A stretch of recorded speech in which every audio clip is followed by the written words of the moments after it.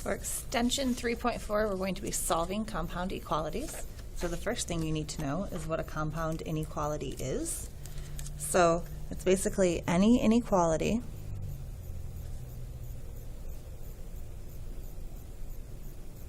formed by joining two inequalities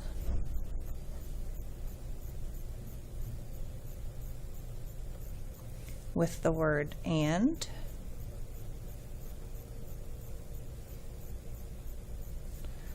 or the word or. So if you think back to like kindergarten when you learned about compound words are made from putting two words together. A compound inequality is an inequality formed by putting two inequalities together. And like it says here, we use the word and or the word or to put them together. So for example 1, we want to write a compound inequality for this, and I'm also going to want to graph it on a number line. A number x is less than 2 or greater than 5. So we can break this into the two inequalities to start off with. So x is less than 2 or x is greater than 5. So let's graph this on my number line.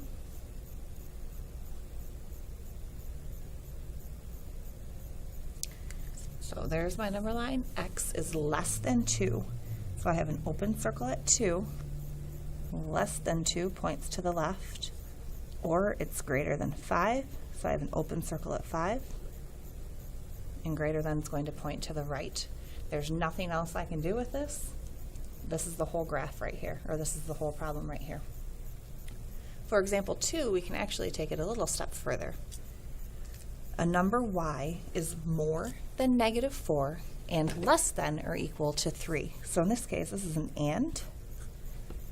So if you think about this, we have y is more than or is greater than negative 4, and y is less than or equal to 3.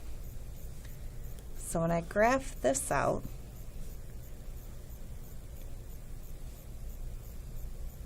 you'll see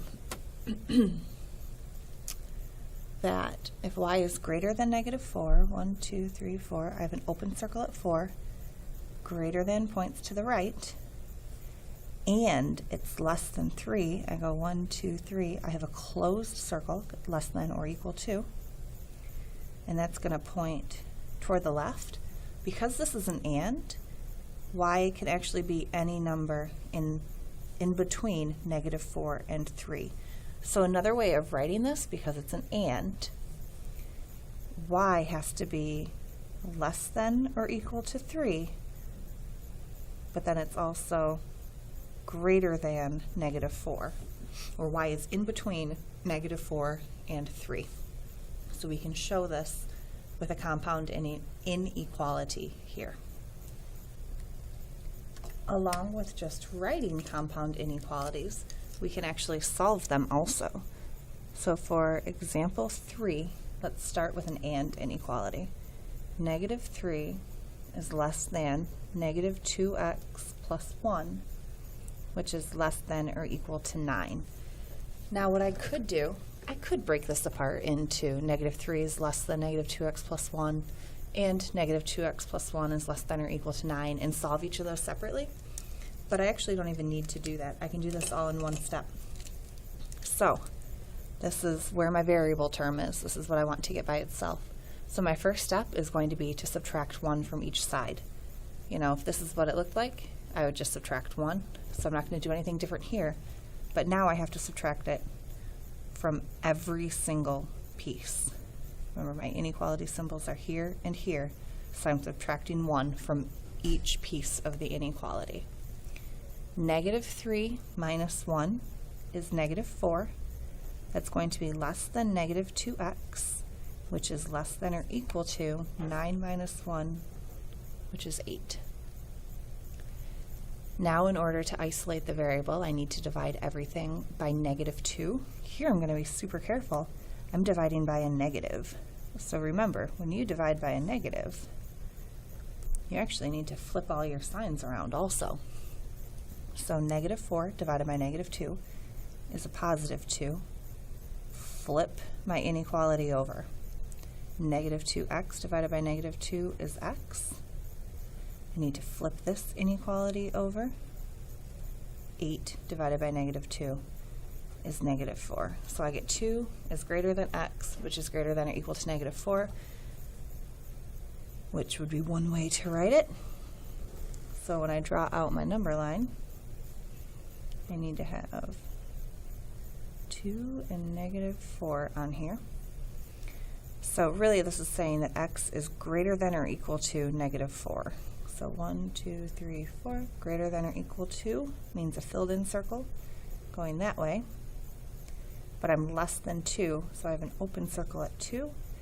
So all of the numbers in between. Make sure that stays open. So this graph is showing all my possibilities for x, anything between negative 4 and 2. For our last example, we're going to be solving a compound inequality that uses OR. So this is one that's separated into two inequalities. 4x plus 11 is less than or equal to 3, or 2x minus 8 is greater than negative 6. So in this case, I'm just going to treat these as two separate inequalities, solve them, just using my normal steps from before, and then graphing them on the same number line because it's a compound inequality. So over here, I need to subtract 11 first. So I get 4x is less than or equal to negative 8. And then I divide each side by 4. I'm dividing by a positive number, so my inequality symbol stays exactly the same. Negative 8 divided by 4 is negative 2. So the first part of my inequality is x is less than or equal to negative 2. Over on this side, I need to add 8 to each side. So I get 2x is greater than a positive 2. This is a positive 2, so I divide. Don't change my symbol at all. X is greater than 1. So that's the other piece of my compound inequality. Draw out that number line. X is less than or equal to negative 2. So closed circle at negative 2. And we're less than, which is to the left. Or, that's a pretty key word there, x is greater than 1. Open circle at 1. There we go.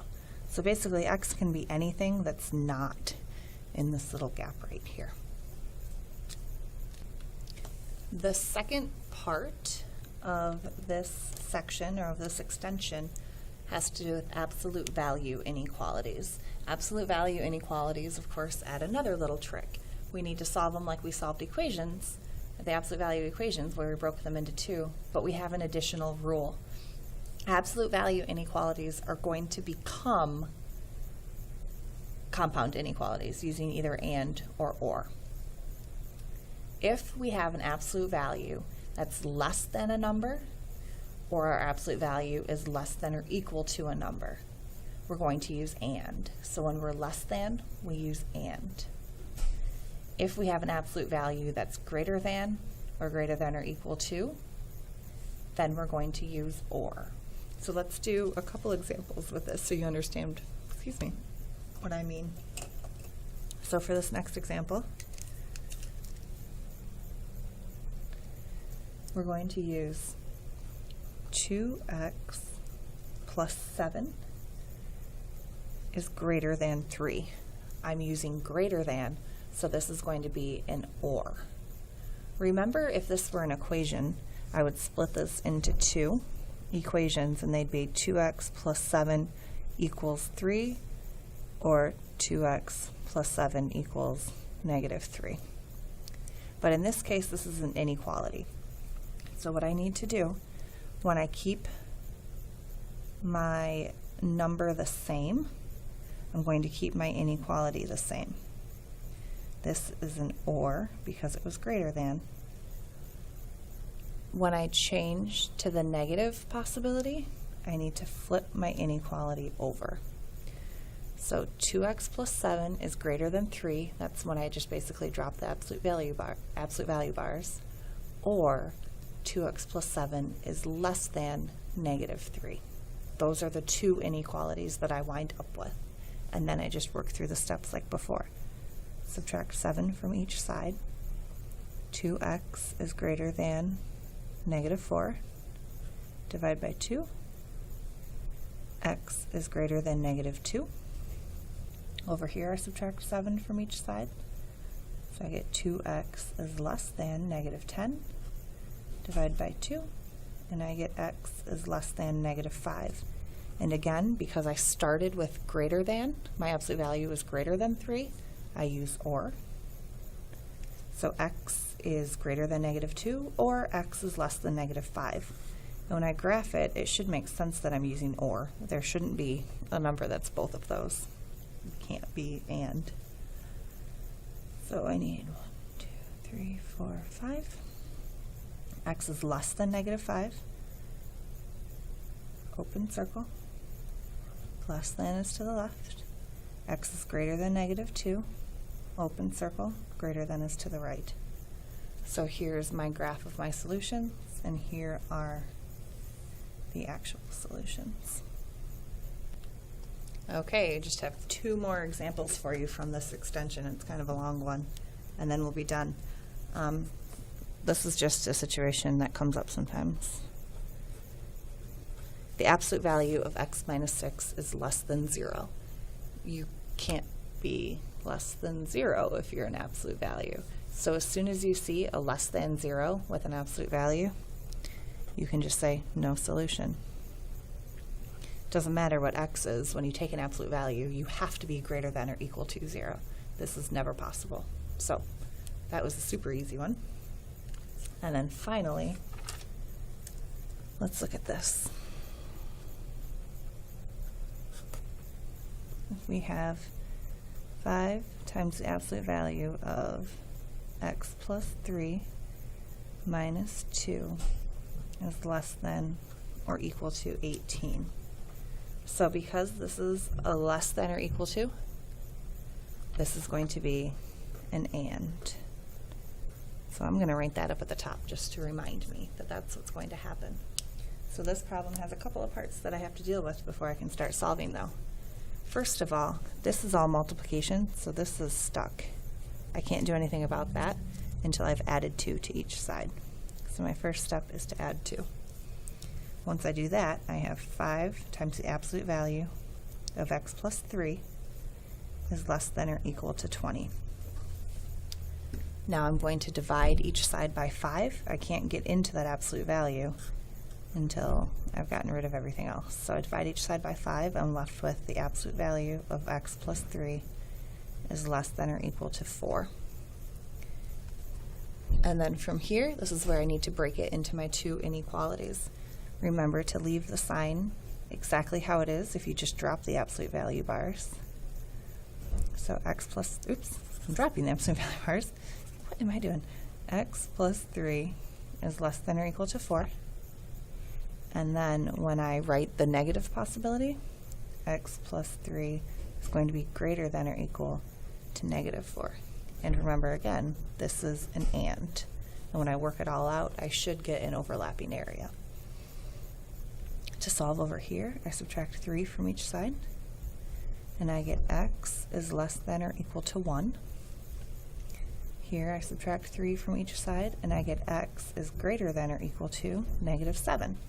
So basically, x is going to be greater than or equal to negative 7, or less than or equal to 1. When I draw out my number line then, 1, 2, 3, 4, 5, 6, 7, that's negative 7. I'm greater than or equal to negative 7. I'm less than or equal to 1. So it's really this whole zone right here.